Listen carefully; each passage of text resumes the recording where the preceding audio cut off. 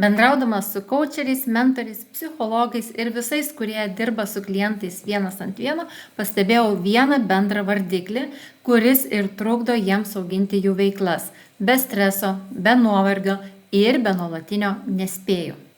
Didžiausia problema yra laiko stoka. Dėl ko jinai atsiranda? Pirmiausia, dėl skirtingų klientų poreikių.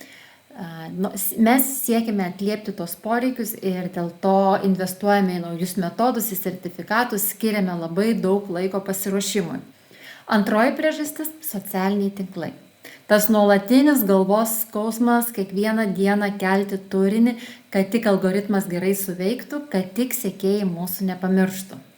Na ir galiausiai, net ir patys sėkmingiausi konsultantai, mentoriai anksčiau ir vėliau susiduria su dar viena problema, tai yra delegavimas, automatizavimas, užduočių perdavimas kitiems.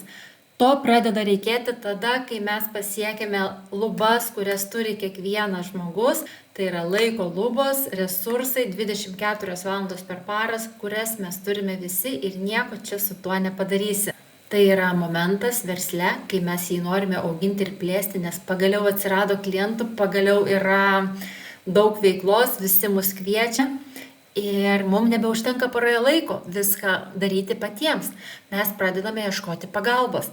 Tai yra samdome asistentus, samdome socialinių tinklų administratorius. Ir kas iš to gaunasi? Mums labai sunku perduoti ir deleguoti savo viziją, tuos tikslus, tą galutinį rezultatą, kurį turi perteikti mūsų pagalbininkai. Iš kur aš tai žinau, nes pati tai patyriau.